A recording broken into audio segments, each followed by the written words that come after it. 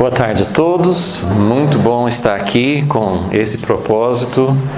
Eu creio que realmente esse curso de unidade, pelo menos a visão que a gente tem crido no Senhor, que essa visão de unidade vai espalhando cada vez mais, é algo que Deus está falando.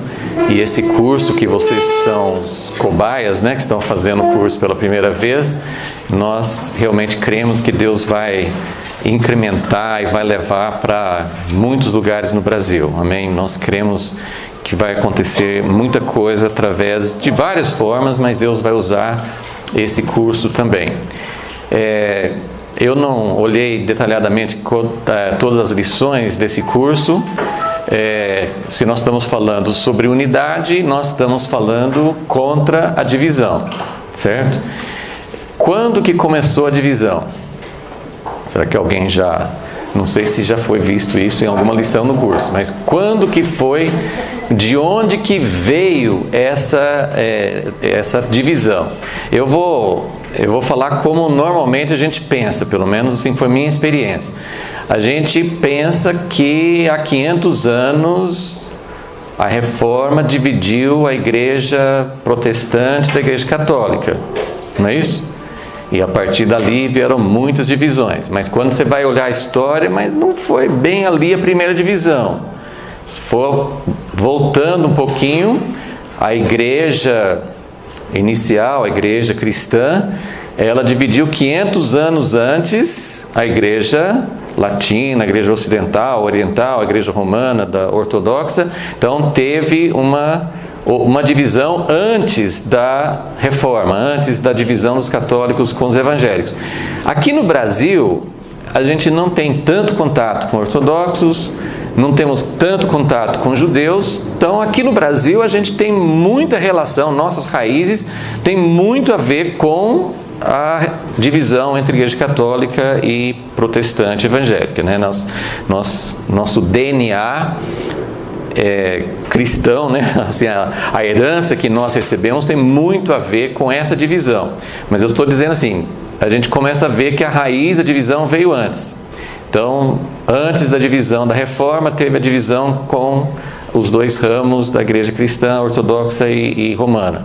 Mas, alguns anos atrás, pelo menos 20 anos atrás, não lembro exatamente quando, eu li de um judeu messiânico. E acho que a gente até colocou, esse foi um dos artigos na revista Impacto, que ele colocou que a primeira divisão de todas foi a divisão com os judeus. E eu lembro que entre a igreja, entre os judeus que seguiam Jesus e o resto da igreja. E eu lembro que isso me causou uma estranheza. Eu falei assim, mas a gente não ouve muito falar sobre isso, a gente não estudou muito sobre isso. Eu até questionei, será que é a primeira divisão? Porque, por que é interessante saber disso? Não é só uma questão de história. Quando nós queremos resolver uma questão, nós temos que ir na raiz. Se nós realmente estamos preocupados com as divisões que existem na igreja hoje, nós precisamos ir lá no fundo e resolver a questão inicial. Nós precisamos dizer de onde que veio isso. E é claro, só para... alguém acho que falou, começou antes da história da humanidade, nós sabemos que lá os primeiros filhos de Adão e Eva, um matou o outro. Então, assim, a divisão não começou com o homem, porque antes do homem, Satanás se dividiu de Deus e separou 1/3 dos anjos. Então, a gente sabe que realmente essas raízes da divisão vão bem longe. Mas eu só queria, assim, inclusive... Na lição, não sei se todos têm apostila, mas na lição fala que a principal das divisões foi essa divisão que aconteceu lá no começo. Para mim, realmente, assim, a gente sabe que a igreja perdeu suas raízes judaicas e tal, mas para mim realmente foi uma novidade nos últimos anos a gente começar a ver de onde que veio, quando que começou a divisão entre a igreja, vamos dizer assim, dos gentios e a igreja original que começou com os judeus. Então, evidentemente, nessa horinha que nós vamos ter aqui, eu não tenho condições de falar muito detalhadamente sobre nenhuma dessas coisas. Eu vou tocar em alguns princípios, eu espero dar um gostinho. Alguns já sabem dessas coisas, outros podem ser incentivados a ler mais. Nós sempre incentivamos outras leituras. Eu vou ter uma mesa de literatura no intervalo lá.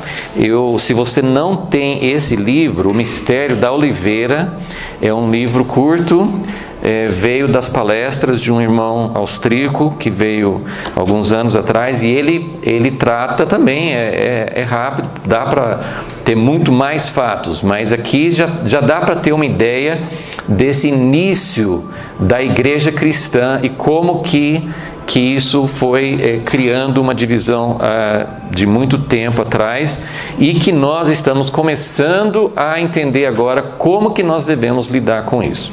Ok? Então, a divisão que veio antes dos protestantes, antes dos ortodoxos, antes de todas as outras correntes de montanismo, de seitas, de ideias diferentes, doutrinas, antes de tudo, realmente foi a divisão que começou a acontecer entre os seguidores de Jesus, que não eram judeus, pais da igreja, homens que nós respeitamos.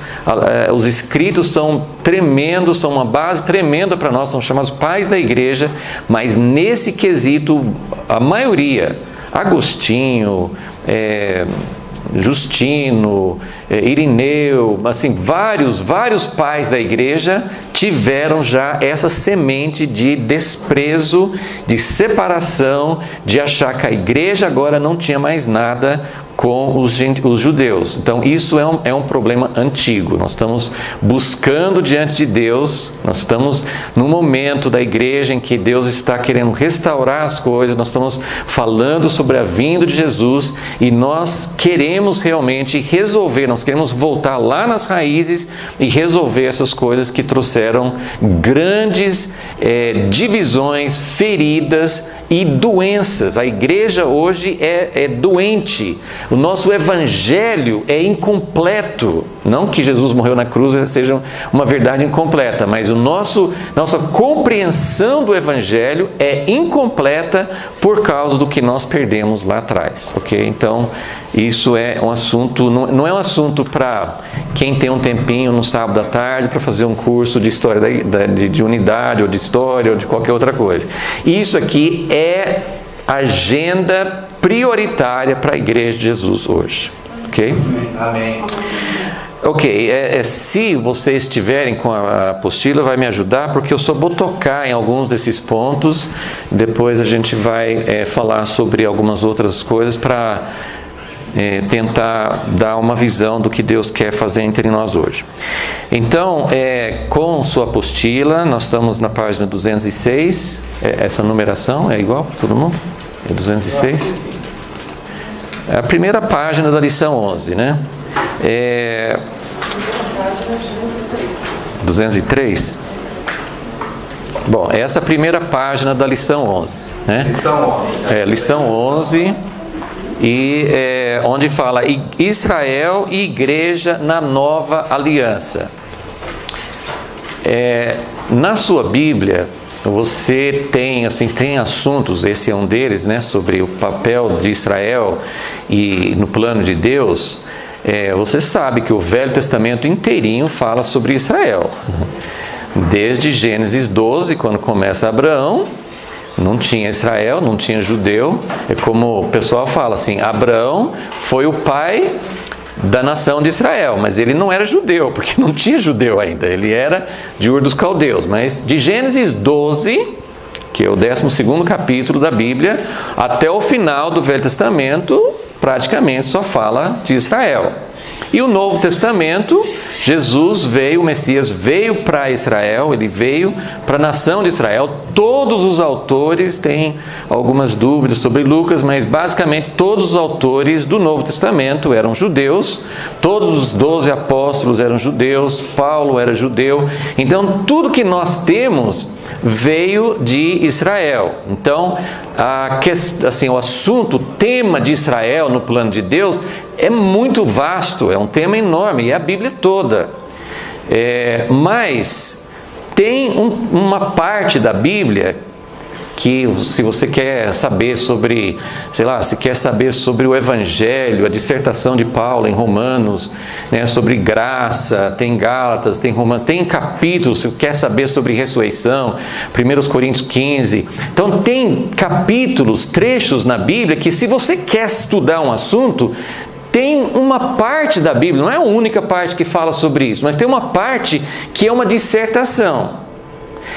Se você quer saber sobre Israel e igreja, tem 3 capítulos na Bíblia, não é a única parte que fala sobre isso, mas tem 3 capítulos na Bíblia que você tem que estudar, porque esses 3 capítulos não vão tratar do assunto de passagem, assim, então por falar nisso eu quero falar um pouquinho sobre Israel. Não, do início do capítulo 9 até de Romanos 9, 10 e 11. 3 capítulos da Bíblia que falam exclusivamente, assim, o assunto ali é Israel e a igreja. Porque o nosso grande problema hoje, para entender Israel e a igreja, mas como é que é? No Velho Testamento falava de Israel, mas hoje acho que já é a igreja. No Novo Testamento, quando fala Israel, mas no fundo, está falando de igreja. Então a gente faz uma confusão sobre o que é Israel e o que é a igreja na Nova Aliança. E como é que a gente pensa sobre isso hoje? Então tem lugares no Novo Testamento que você pode ficar em dúvida. Ele falou Israel, mas é a igreja ou é Israel mesmo? Romanos 9, 10 e 11 não tem confusão, porque ele está falando sobre os 2 assuntos. Então, quando Paulo fala Israel, é Israel. E quando ele fala igreja, é igreja, porque é uma dissertação. Paulo estava escrevendo uma coisa com sequência lógica, desenvolvendo um argumento. Então é muito importante, se você quer saber sobre esse assunto, você tem que ler esses 3 capítulos, e tem que estudar e tem que analisar. Então eu coloquei aqui 4 pontos na sequência do argumento de Paulo nesses 3 capítulos. Então eu só vou falar de passagem, porque realmente não dá para a gente fazer um estudo disso aqui hoje. Eu gostaria que você abrisse sua Bíblia em Romanos 9. Nós não vamos poder ler muitos trechos aqui, mas a abertura do assunto em Romanos 9 é muito, muito forte, tanto em conteúdo quanto em sentimento. Porque Paulo aqui ele vai introduzir o assunto, e ele vai falar de uma forma muito forte. Isso aqui, na verdade, é um ponto muito alto. Na Bíblia, você tem um homem no Velho Testamento que chegou a falar com Deus que ele estava disposto a tirar o nome dele para que o propósito de Deus pudesse ser cumprido no povo de Israel. Esse homem foi Moisés. É um ponto máximo de intercessão. Só Jesus que foi além, porque Jesus deu a vida. Moisés se dispôs, mas Deus falou assim: não, você não pode fazer isso. Não vai adiantar. Se você der a sua vida, você vai dar pelos seus próprios pecados. Você não pode dar a sua vida. Mas Moisés foi tão imbuído do Espírito de Deus que ele teve o mesmo Espírito que Jesus teve. E falou assim: Deus, risca o meu nome, mas não abandone o teu povo que o Senhor chamou. E Paulo faz isso no Novo Testamento. Então vamos ler. Versículo 1, 9:1. Digo a verdade em Cristo, não minto, minha consciência dá testemunho. Claro, ele tem que falar muito forte, porque ele vai falar uma coisa absurda. Então ele tem que falar assim: eu sei o que eu estou falando. Isso aqui não é força de expressão. Eu não estou fazendo uma coisa bonita, não estou falando isso para parecer. Minha consciência, meu coração está dizendo isso. Minha consciência dá testemunho comigo no Espírito Santo de que tenho grande tristeza e incessante dor no coração, porque eu mesmo desejaria ser amaldiçoado, excluído de Cristo, Só quem conhece o amor de Cristo que pode saber o que ele está falando aqui.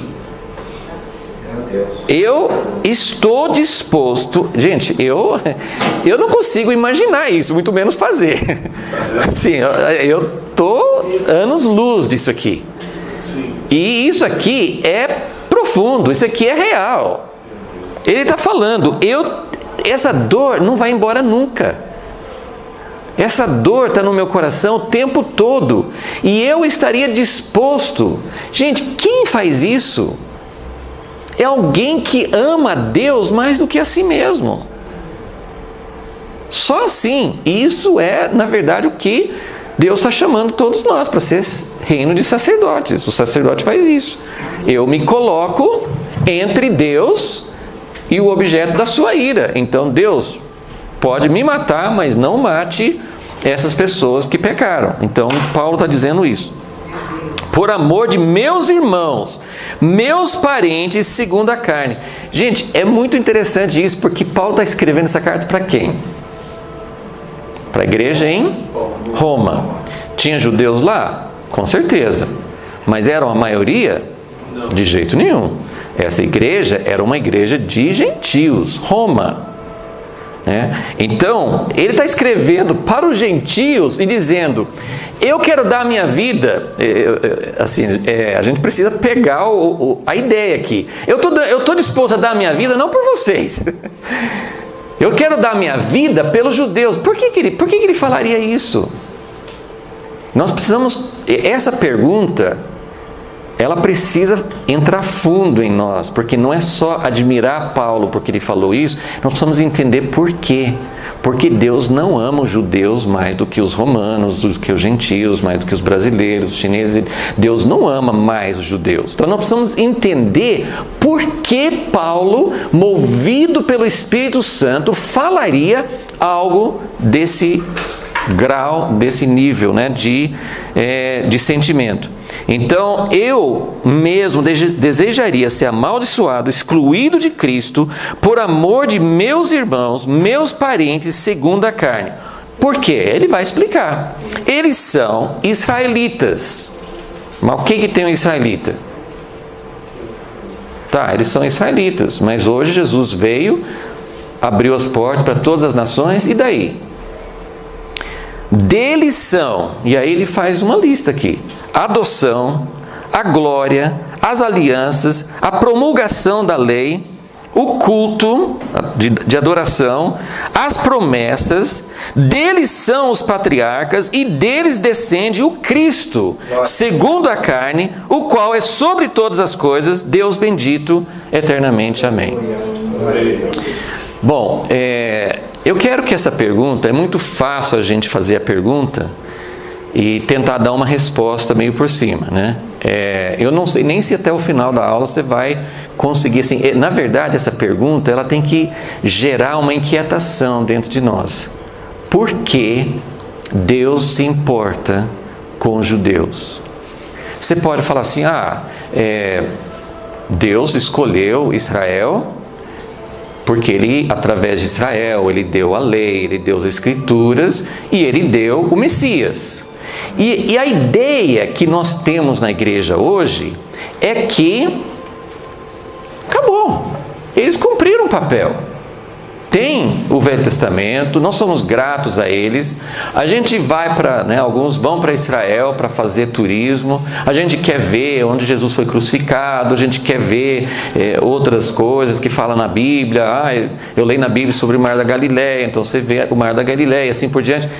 Mas por que Deus se importa hoje com os judeus, com a nação de Israel? Então essa é a nossa pergunta, e ela tem que ir lá fundo em nós, não pode ser uma coisa superficial. Vocês me entendem? Eu posso dar uma resposta para vocês. Deus tem um propósito futuro, nós vamos falar sobre isso, mas eu quero dizer que mesmo você entendendo essas coisas, você não chegaria nesse ponto de Paulo falar isso. Então, a gente precisa realmente deixar essa pergunta aí mais fundo.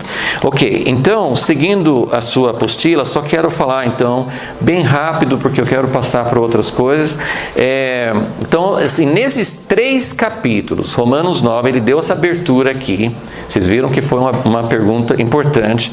Eu vou ler uma outra pergunta que ele vai falar lá no capítulo 11, versículo 1. Ele também está na apostila, bem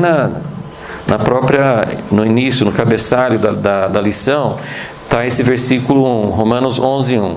Pergunto então, por acaso Deus rejeitou o seu povo? Ele está falando de quem?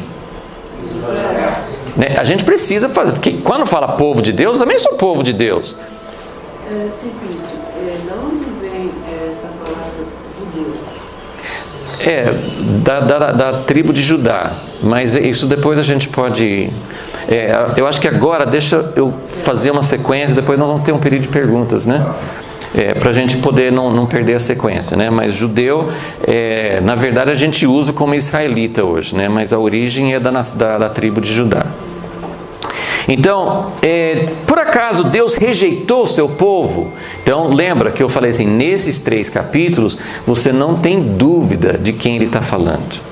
Porque ele está seguindo, nós não vamos ler a sequência aqui, mas quando você lê Romanos 9, 10 e 11, Paulo está fazendo uma sequência, é como se ele estivesse fazendo uma tese de doutorado, como se ele estivesse escrevendo, ele faz uma sequência, construindo, ponto por ponto, uma sequência clara do que ele quer falar. Então ele fala, por acaso Deus rejeitou o seu povo, o povo de Israel? De modo nenhum. Então, essa é a nossa pergunta, né? Por que Deus se importa com israelitas, com os judeus? Por que Deus rejeitou ou não rejeitou o povo natural? Então, a sequência nesses 3 capítulos é a seguinte. Primeiro, o fundamento do povo de Deus, agora falando povo de Deus, todos nós, o fundamento do povo de Deus é Israel. Se nós entramos na história no século 21, né? No século 20, 21, mas a igreja entrou na história, a igreja dos gentios entrou na história com o nascimento de Jesus e o derramamento do Espírito Santo no dia de Pentecostes. Então, esse povo não começou, os judeus hoje, os judeus que não conhecem Jesus, eles consideram que o cristianismo é uma outra religião. É isso que eles consideram. Mas cristianismo se tornou, nós somos pouco culpados dessa ideia que os judeus têm de que nós representamos uma outra religião. Porque nós rejeitamos esse fundamento. Você vai dizer, não, claro que eu não rejeitei, mas a gente precisa entender que em muitos sentidos, claro que todo mundo que é cristão entende que Abraão e Davi, Moisés, todos fizeram parte do propósito de Deus, mas é muito além disso. Então, o fundamento do povo de Deus é Israel. Ok, esse é o ponto número 1, e ele explicou isso nessa passagem que eu li, Romanos 9, e ele fala isso em vários outros lugares, né? Então, em Gálatas fala que Deus anunciou o Evangelho a Abraão. Deus anunciou o Evangelho a Abraão. Então, o Evangelho, na verdade, ele começou anunciando o Evangelho para Adão e Eva, lá no Jardim do Éden, quando ele falou da semente da mulher. Então, o Evangelho vai lá atrás e são nossos fundamentos. Nós não podemos perder esses fundamentos. Vira a página número 2. Só quero que vocês vejam, assim, depois, se você tem interesse, leia esses capítulos, siga, tem mais explicações aqui na apostila, mas eu só vou tocar meio por alto, porque nós temos várias coisas para colocar na nossa consideração hoje. A segunda coisa que Paulo vai falar nessa sequência que ele está discorrendo aqui, ainda no capítulo 2, ele fala que nem todos os filhos naturais de Abraão são filhos da promessa. E ele mostra, né, que tinha Ismael, depois tinha outros, Abraão teve outros filhos, né? Isaac teve Jacó, Esaú. Então, nós temos, você tem outros filhos, outros descendentes que não fazem parte da descendência da promessa, né? Então, ele vai explicar isso com bastante detalhes no capítulo 9. Okay? Então, nem todos os filhos naturais de Abraão, nem todos os judeus, nem todos os israelitas são filhos da promessa no sentido de povo que Deus está formando. E isso, quando nós falamos que nem todos, isso nos dá origem a uma palavra muito importante na Bíblia que chama remanescente. O que é remanescente? Remanescente você tem toda a descendência, né? Quando chegou no tempo de Moisés, do Êxodo, tinha milhões de descendentes. Depois, mais para frente, você vai lendo a história do povo de Israel no Velho Testamento e você vê que em muitas épocas, grande parte do povo de Israel não estava sendo fiel a Deus. E tem a passagem que ele cita aqui no capítulo 11, quando Elias falou com Deus: eu fiquei sozinho, só eu que estou sendo fiel. E Deus falou assim: não é só você. Mas não era muita gente também, né? Assim, que a gente sempre fala assim: olha, Elias achou que era só ele. E Deus falou assim: não é só você, eu tenho mais um monte. Mas quantos, Deus? Eu tenho um monte de gente que me é fiel mesmo. Mas quantos, Deus? Eu tenho 7.000. Né? Em relação ao todo, era muito pouco. Então, esse pouco chama remanescente. Tá? Então, muito importante a gente entender esse conceito de Deus. Durante a história, ele vai seguindo a descendência de Abraão, mas ele trabalha com remanescente, que são aqueles que se mantêm fiéis a ele, ok? E aí vai explicando isso durante todo o capítulo 9. Número 3, logo abaixo. Mais ou menos paralelo, né? Como nem todos de Israel são filhos da promessa, nós temos um remanescente. Mas até o remanescente, como representante do propósito de Deus para a nação, até o remanescente falhou. E aí você tem, sempre Deus tinha, assim, às vezes o remanescente era menorzinho, sempre tinha alguns que eram fiéis. Mas às vezes o remanescente não consegue segurar o destino da nação. Então você tem na época que eles foram para a Babilônia, né, tinha Josias, foi perto da época, né, ele foi uma pessoa muito temente a Deus, que fez grandes reformas, mas ele não conseguiu levantar um remanescente que pudesse dizer para Deus: Deus, nós estamos aqui, nós estamos fiéis, estamos mantendo nossa fidelidade à tua promessa, não precisa nos abandonar. Não, tem época que Deus fala assim: eu vou tirar temporariamente as minhas promessas, vocês vão sair da terra prometida, vocês vão para a Babilônia. Então, isso é quando até o remanescente não segura. E no tempo, então, de Jesus, aconteceu a mesma coisa. Então, número 3 é a falha de Israel. Então, existe um momento em que a nação, diante de Deus, falha, não segura, não mantém.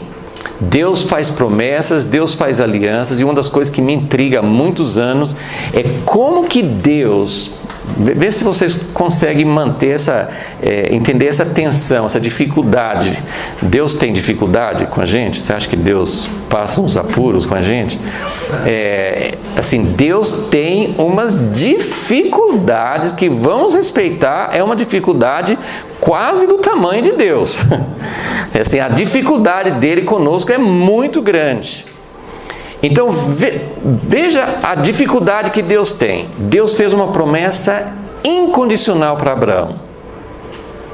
Essa terra, tua descendência, eu vou dar essa terra, da sua descendência todas as nações serão abençoadas. Ele faz uma aliança e ele não fala se, talvez, pode ser. Não, vai acontecer. Ele faz isso com Davi também.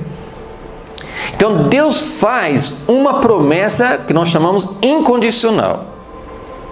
Só que mesmo a promessa incondicional de Deus, Ele não pode manter isso quando o povo todo está sendo infiel. Ele não pode voltar atrás na promessa.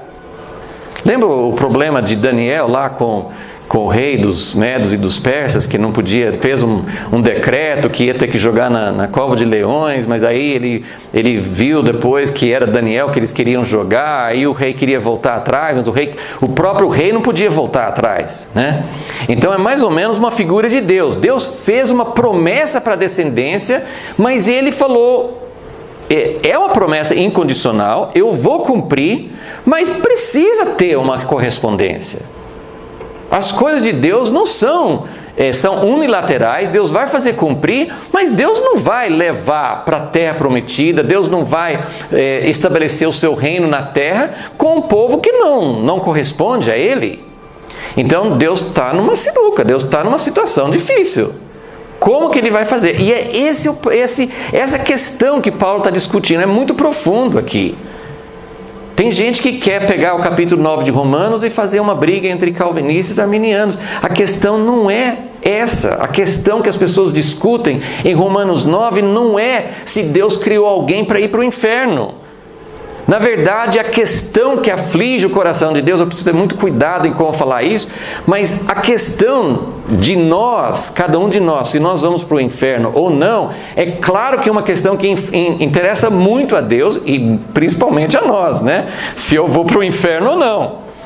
Mas a questão de Deus não é que Ele não se interessa com isso, mas a questão que vai resolver o nosso problema é um problema coletivo, porque Deus só vai cumprir o seu plano com o povo. Então nós, como ocidentais, individualistas, pessoas que só pensam cada um em si, nós separamos as doutrinas de Deus e colocamos assim, se isso é eu ir para o céu ou não. Por isso que Paulo podia falar assim, eu estou disposto a não ir, a não ter meu nome no livro da vida, a não ter a vida eterna, porque o que é mais importante é o propósito de Deus. Porque o propósito de Deus é a salvação da humanidade.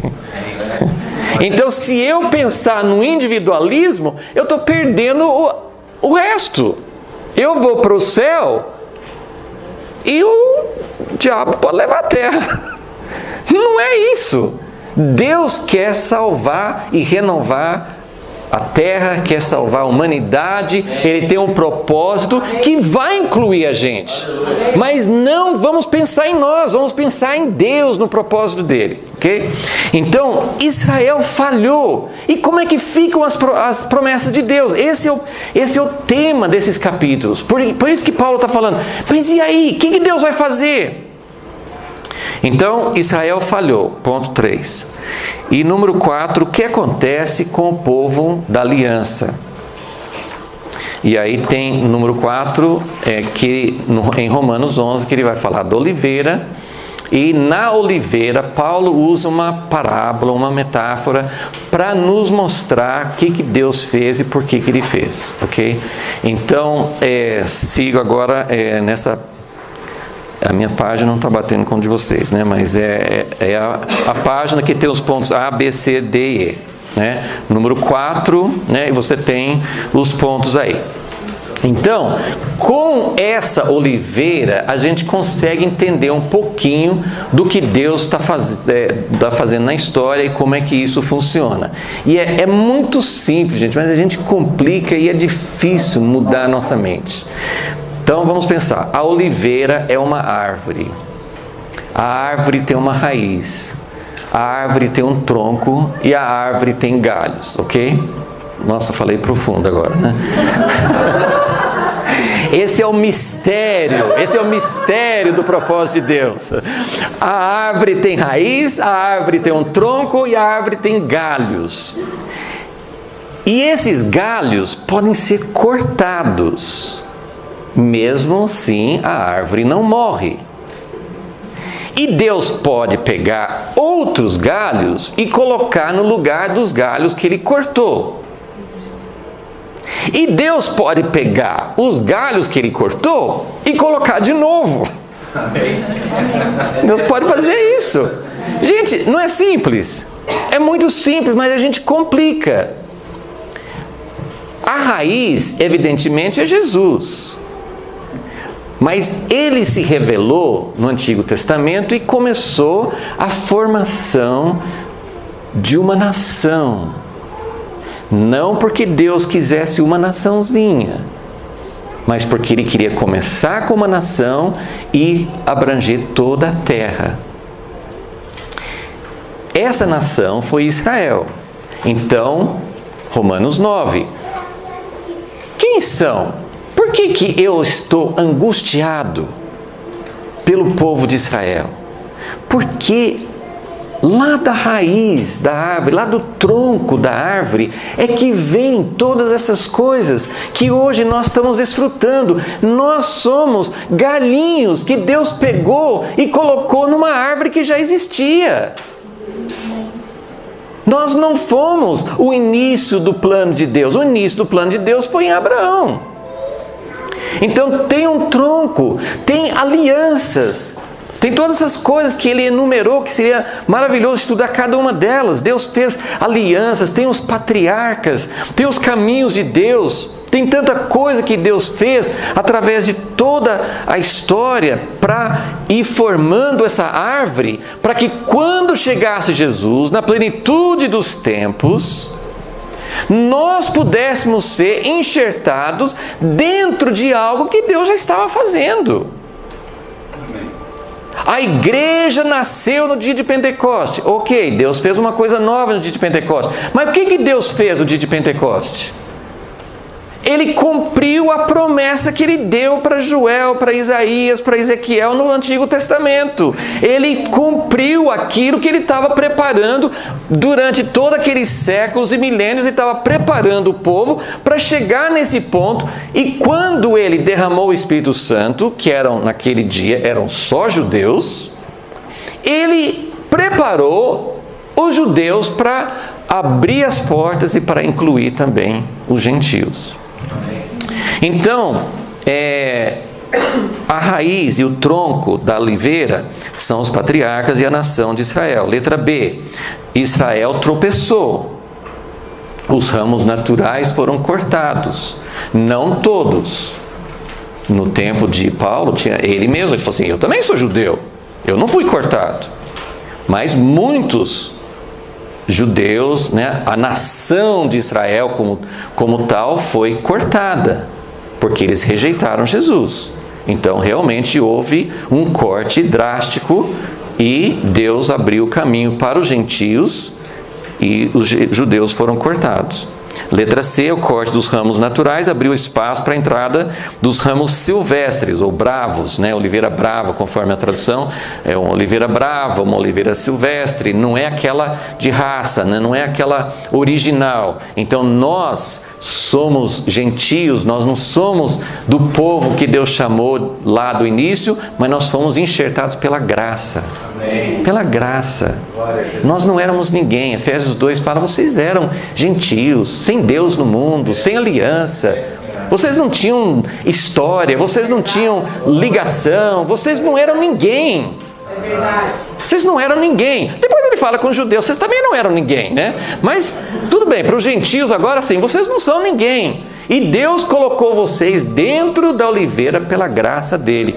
Ou em Efésios 2 ele chama da comunidade de Israel. Então isso abriu espaço. Isso foi uma bênção. Paulo, com essa dor no coração dele pelos judeus, ele é capaz de dizer que o corte dos judeus foi uma bênção para nós. É difícil, essas coisas são muito difíceis para nossa mente entender. Como que pode ter sido uma bênção? Mas foi uma bênção para nós. Letra D. O tempo de oportunidades para os gentios vai chegar a um clímax, vai chegar a um momento máximo. Então Deus cortou aqueles que eram do povo natural, da aliança, que não criam. Ele cortou, abriu espaço para nós, incluiu os gentios, e esse tempo é chamado tempo dos gentios. Tem lá em Lucas 21, tem vários lugares que fala assim, tempo dos gentios. Então, assim como teve um tempo dos judeus no Antigo Testamento, antes da vinda de Jesus, tempo dos judeus. Algum gentio podia ser salvo no Velho Testamento? Cuidado com a resposta. Algum gentio podia ser salvo? Sim. Ruth, Raabe, né? Nós temos exemplos de pessoas que foram salvas, mas eram exceções. Eram difíceis, era uma coisa difícil, não era uma coisa que acontecia com muita frequência. Durante os 2000 anos de tempo dos gentios, algum judeu foi salvo durante essa época? Claro, sempre teve, mas exceção. Não foi uma coisa grandiosa, não foi assim, de salvo, a gente não tem nem licença nenhuma para dizer quem é salvo e quem não é salvo, ok? Amém, irmãos? A gente não tem autoridade de Deus nenhuma, porque a Bíblia em momento nenhum não fala se Salomão foi salvo, não fala se Saul foi salvo, não fala se Gideão foi salvo, não fala sobre as pessoas que pecaram no fim, não fala, a Bíblia não trata disso. Então eu não tenho autorização de Deus para falar quem é salvo e quem não é. Mas nós vemos assim o caminho de Deus. Deus estava trabalhando com Israel, agora ele estava trabalhando com as nações, com os gentios. Então, durante esse tempo dos gentios, poucos judeus entraram nesse mover, entraram naquilo que Deus estava fazendo com a igreja. Mas esse tempo de gentios vai chegar ao fim. A Bíblia fala várias vezes sobre isso.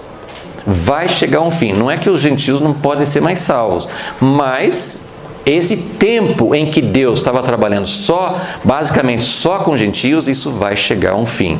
Então, letra D, o tempo de oportunidade para os gentios vai chegar num auge, vai chegar num ponto máximo, mas vai acabar. Mas esse tempo é chamado plenitude dos gentios. Isso fala em Romanos 11, a plenitude dos gentios. Letra E. Israel não foi rejeitado permanentemente. O povo natural será enxertado novamente na oliveira. Olha na sua Bíblia, Romanos 11, versículo 11. Então pergunto, será que tropeçaram para que ficassem caídos? De maneira nenhuma. Eu não sei o que sua Bíblia fala, mas Paulo usa uma expressão que é tipo assim, nem sonhe com isso. Assim, esse de maneira nenhuma dele assim, é uma expressão enfática. Você está louco de pensar isso, né? De maneira nenhuma. Pois pela transgressão deles, a salvação chegou aos gentios para provocar ciúmes em Israel. Então, gente, nós chegamos no ponto, esse é o ponto onde nós estamos aqui. E é o ponto que muita gente hoje não entende. A igreja, na sua grande maioria, não entende isso. Isso não é para criticar ninguém, isso é simplesmente a constatação de um fato. A grande maioria da igreja hoje não entende isso. O que a igreja pensa? A igreja pensa, não. Quando Jesus veio, os judeus recusaram, não quiseram o Messias deles. Eles falaram, não, queremos que crucifique, nós não queremos aceitar. Os sacerdotes, os representantes da nação não quiseram. Então eles tomaram uma decisão. Lógico que muitos judeus continuaram seguindo Jesus, mas como nação eles tomaram uma decisão, nós não queremos.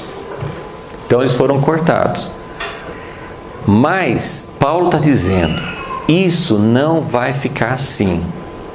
A maior parte da igreja acha que o judeu pode se converter como qualquer outra pessoa. E pode mesmo. Não tem outro jeito de se converter. O judeu não se converte simplesmente seguindo a lei de Moisés, porque a Bíblia é muito clara. Pela lei ninguém se salva, ok? Então, quando a igreja pensa, não, o judeu, ele não tem um coração diferente do nosso. Ele não é diferente, ele tem que ser salvo como nós. pelo sangue de Jesus. Amém? Não tem outro caminho para Deus. Mas a ideia é, o judeu, ele tem que vir para Jesus e ele tem que deixar de ser judeu. Isso que aconteceu durante toda a história dos gentios, durante esse tempo da igreja. A igreja fala assim, não, se você quer servir Jesus, então coma carne de porco. Gente, isso não é tão brincadeira como parece. Não é tão brincadeira como parece. Eles eram obrigados à Inquisição, e em muitas épocas, eles tinham que provar que eles não estavam mais seguindo as leis deles. E isso foi um grande erro. Porque Deus não falou que o judeu tinha que deixar de ser judeu, assim como o gentio não precisa deixar de ser gentio. Então, quando nós colocamos a ideia assim, de que Deus não tem mais nenhum plano para Israel como povo, nós estamos perdendo o que fala aqui. Então nós não temos tempo para desenvolver muito aqui, mas eu queria só, não sei se vocês conseguem ver esses rabiscos aqui na lousa. Eu só queria que vocês notassem. Se você não consegue ver, depois você vem mais de pertinho e dá uma olhada. Mas aqui em cima é a escatologia dos judeus antes da vinda de Jesus. O que é escatologia? O que vai acontecer no fim? Então, eles entendiam que Deus chamou Israel, que eles estavam esperando um Messias desde o tempo de Moisés. Moisés falou assim, Deus vai levantar um profeta como eu. Então eles esperavam um Messias, né? Aí tem Isaías, tem muitas profecias de um Messias, tem Davi, que vai ter um descendente de Davi, no trono de Davi. Então eles esperavam um Messias. Esse Messias restauraria o reino para Israel. Foi por isso que em Atos 1 eles perguntaram, Senhor, é agora que vai restaurar o reino? Então eles entendiam que Deus ia, pelo Messias, restaurar o reino e através do reino ia alcançar todas as nações e renovar toda a criação. Bonito, né? Tá certo ou tá errado? Tá certíssimo. Só que tem umas coisinhas que Deus colocou no meio, né? Essas coisinhas que confundem a gente, né? Tem umas coisinhas, né? Porque o Messias teria que vir 2 vezes, né? Eles não entendiam isso. E tem uma diferença. O que aconteceu na prática? Israel, Messias, né? Esses 2 pontos eram iguais. Só que aí, como nós já explicamos, houve um corte dos ramos naturais.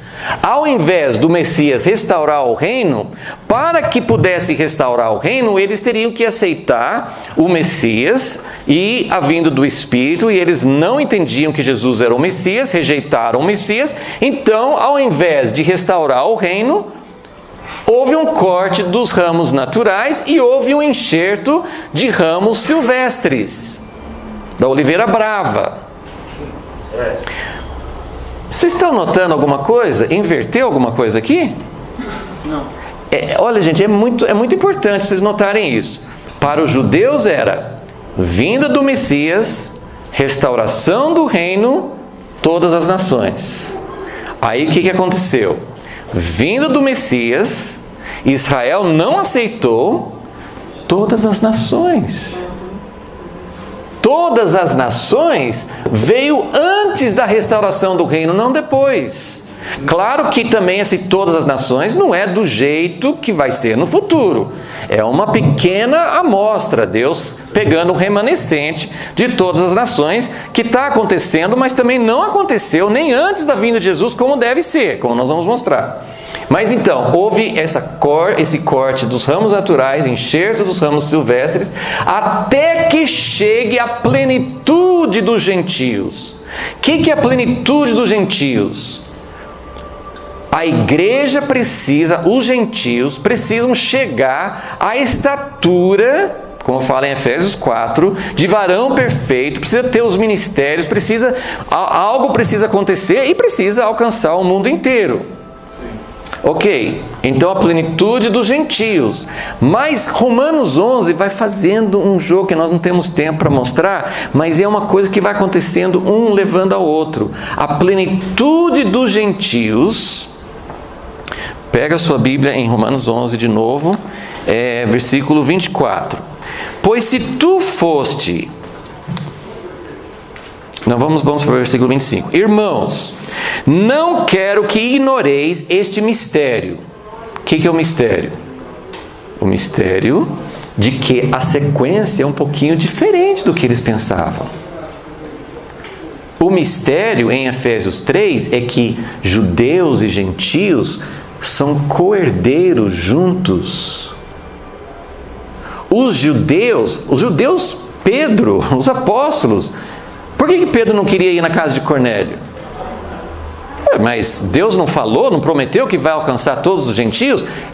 Mas é depois que restaura o reino. Eles achavam que tinha que ir por todo o mundo, pregando para quem? Só para judeus. É isso que eles pensavam antes. Então eles não entendiam que Deus estava abrindo para os judeus e gentios serem co-herdeiros juntos. Então ele fala assim: irmãos, e agora nós estamos no fim dos tempos. E ele fala assim, ele está falando para nós, irmãos de Jundiaí, irmãos do século 21, não quero que ignoreis este mistério, para que não sejais arrogantes. É um probleminho, né? Esse probleminha de arrogância foi o que levou os judeus a perder temporariamente, que Deus vai trazê-los de volta. Mas ele fala no versículo 24, se você for arrogante, e se Deus cortou os ramos naturais, você não acha até mais fácil? É mais fácil ele cortar a gente. É dessa maneira. É mais fácil. Bate na costela do camarada aí. Então, irmãos, não quero que ignoreis esse mistério, para que não sejais arrogantes. O endurecimento veio em parte, sublinhe, em parte. Deus não rejeitou os judeus, não rejeitou Israel. Isso é temporário. Até que chegue a plenitude dos gentios. Então, o que significa isso? Que a plenitude dos gentios, ele vai contribuir para o reenxerto dos ramos naturais. Ao invés da plenitude dos gentios encher nossa bola e nós acharmos que agora vocês querem voltar para a oliveira? Agora a oliveira agora é nossa, né? Nós que vamos dar as ordens, nós que vamos dizer se vocês podem entrar ou não. Não é assim. Ele falou assim, a plenitude vem, mas vocês vão chamar... sabe por que Deus colocou vocês, que não eram ninguém, que eram ramos bravos, que não tinham direito nenhum de estar aqui? Sabe por que Deus colocou vocês? Claro que Ele ama todos, mas Ele vai falar com a gente assim, né? Para a gente baixar a bola, né?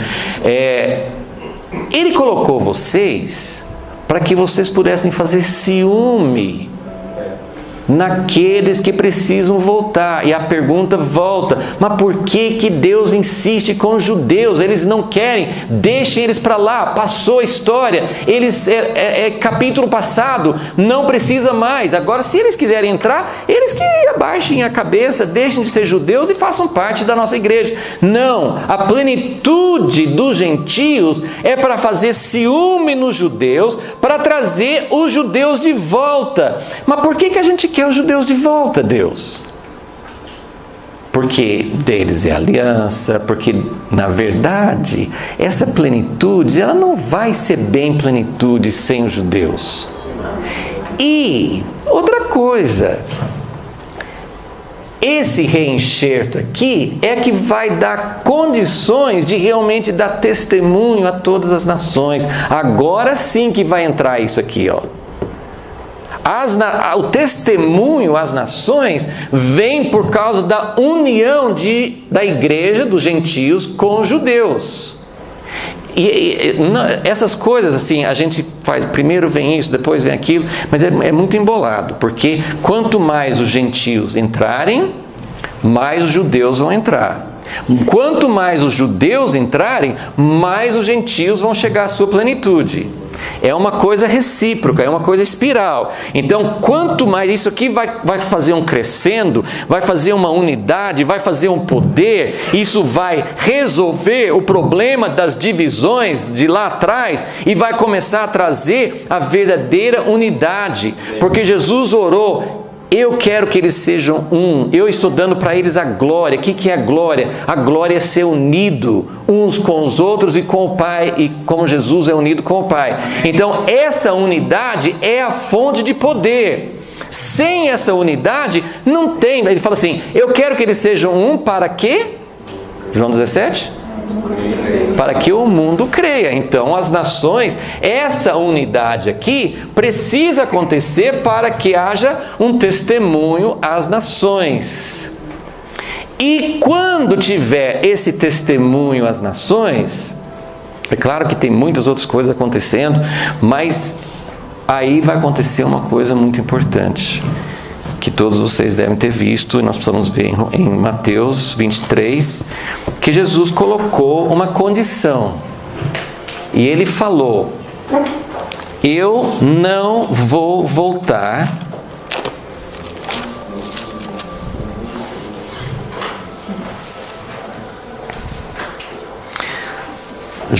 Mateus 23, 37. Jerusalém, Jerusalém, que matas os profetas e apedrejas os que te são enviados. Quantas vezes eu quis ajuntar teus filhos, como a galinha junta seus filhotes debaixo das asas, e não quiseste. E aqui, gente, um parênteses, não vamos poder ler, mas em Lucas 19, fala que Jesus, é a mesma ocasião, que Jesus subiu, olhou para Jerusalém e chorou. Dentro dos evangelhos, a gente tem, na verdade, 3 menções de Jesus chorar. Uma é Hebreus 5, que fala, e a gente sabe que no jardim do Getsêmani, ele não só chorou, mas saiu gotas de sangue, né? Porque era mais do que lágrimas. Mas nos evangelhos, nós só temos 2 menções de Jesus chorar. Uma foi quando Lázaro morreu, e outra quando ele olhou para Jerusalém. Então nós temos um paralelo com Paulo. Paulo chorou sobre Jerusalém, porque Jesus chorou sobre Jerusalém.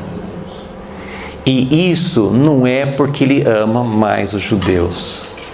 Isso é porque o plano de Deus não vai se concretizar enquanto, versículo 38, a vossa casa ficará abandonada. Versículo 39, pois desde agora vos digo que de modo algum me vereis, até que venhais a dizer: bendito o que vem em nome do Senhor. Isso ele falou para um público específico. Isso ele não falou para os gentios. Claro que nós também, né, no livro de Apocalipse fala assim: o Espírito e a noiva dizem: vem, Maranata. Nós também vamos dizer: vem. Mas Jesus não vai voltar para Jerusalém, para reinar em Jerusalém, enquanto a nação de Israel não olhar, como fala em Zacarias 12, olhar para aquele que eles traspassaram e disser: nós matamos aquele que veio.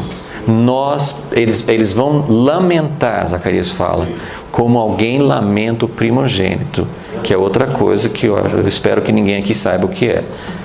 O que é lamentar a morte de um primogênito? É uma dor.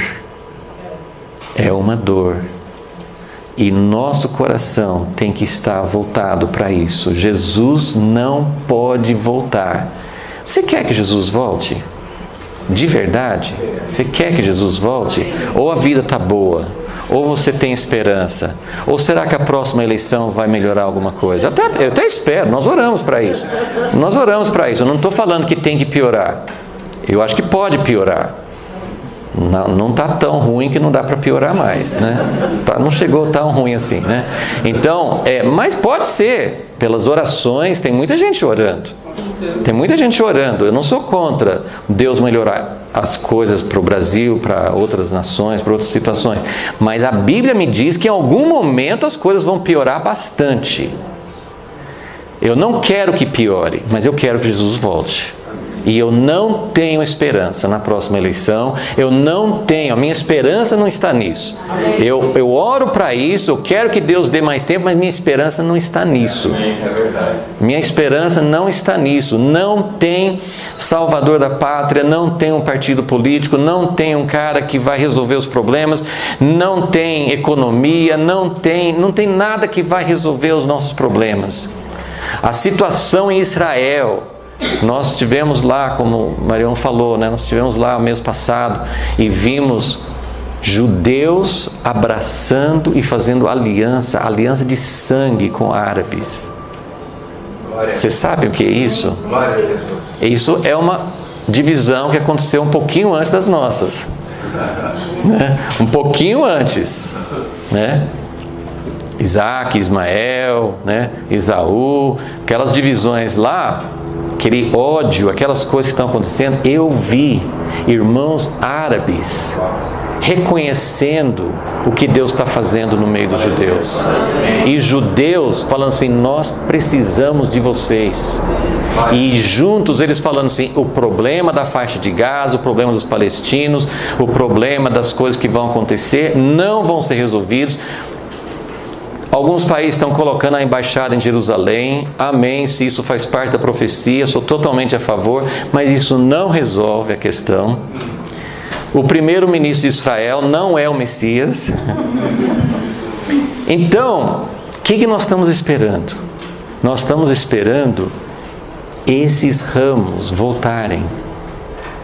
E nosso coração, ainda que estejamos longe, nós temos que ansiar para que o nosso coração também diga, eu poderia abrir mão, no mínimo eu poderia passar angústia, no mínimo eu poderia colocar isso acima dos meus projetos pessoais, no mínimo eu poderia pensar, é mais importante que Deus cumpra o seu propósito em nós, que Deus traga os judeus, que Deus encaminha essas coisas, tem tantas coisas que precisam acontecer, pode acontecer rápido, mas nosso coração tem que desejar, Deus, quebre essas barreiras. Efésios 2, Jesus morreu na cruz, não só para nos reconciliar com Deus, mas para nos reconciliar um com o outro. E a Bíblia fala que essa divisão entre judeu e gentil é o mais profundo, é o mais arraigado. Nós temos nosso orgulho, os judeus têm orgulho e Deus quer humilhar todos. Voltando para Romanos 11, estou terminando. Como alguns pregadores, assim, você tem que esperar eu falar que estou terminando 5 vezes. Essa foi a primeira, né? Romanos 11, versículo 32. No final de todo o seu discurso sobre a oliveira, sobre judeus e gentios, ele fala assim, Romanos 11, 32, porque Deus colocou todos debaixo da desobediência, a fim de usar de misericórdia para com todos.